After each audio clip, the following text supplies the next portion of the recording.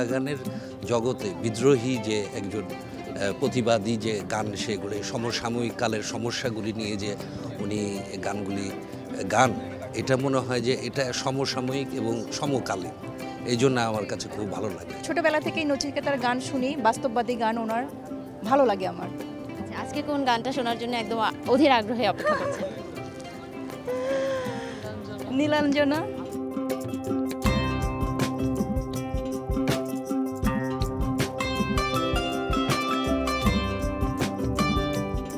আপু, আজকের যে আবহাওয়ার একটা বৈরী আবহাওয়া বলবো, সকাল থেকে বৃষ্টি আবার এখন রোদ, এরকম একটা আবহাওয়ার মধ্যেও সুন্দর করে একদম স্বচ্ছ স্নিগ্ধ কালারের একটা শাড়ি পরে অনুষ্ঠানে চলে এসেছেন। কি মনে হচ্ছে, এক্সপেকটেশন কেমন? যেহেতু অর্ণব আর নচিকেতার মতো সিঙ্গাররা গান গেতে আসবে, এক্সপেকটেশন তো অনেক বেশি হাই। অ্যান্ড ছোটোবেলা থেকে নচিকেতা গান শুনে বড় হয়েছি, মা শুনিয়েছে, বাবা শুনিয়েছে, অ্যান্ড খুবই এক্সাইটেড।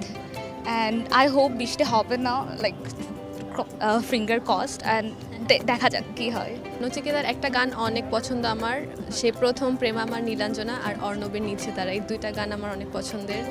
অর্ধেক পাউডারে দ্বিগুণ উজ্জ্বলতা, নতুন রিন অ্যাডভান্সড অর্ধেক পাউডারে দ্বিগুণ উজ্জ্বলতা।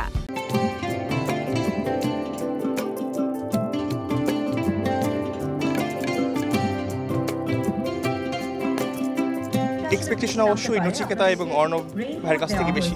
এটা আমার ফার্স্ট টাইম এখানে এমবি থিয়েটারে আসা, তো অবভিয়াসলি একটু এক্সাইটেড।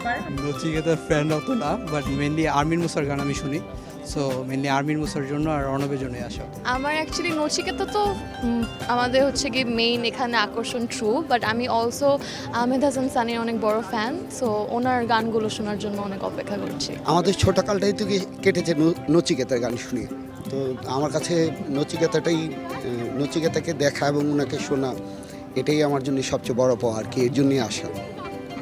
কি গান মূলত ছোটবেলা থেকে যে নচিকেতার গান শুনেছেন, কি গান শুনে বেশি মানে নচিকেতার প্রতি আকৃষ্ট হয়েছেন এবং আজকে শুনতে চাচ্ছেন? ওনার তো প্রত্যেকটা গানই জীবনমুখী গাওয়া, বৃদ্ধাশ্রম, নীলাঞ্জনা, কে যায়, এরকম অসংখ্য গান ওনার আছে। পাশাপাশি আমাদের দেশের অর্ণব আজকে গাবে, উনিও বেশ ভালো সিঙ্গার, সব মিলিয়ে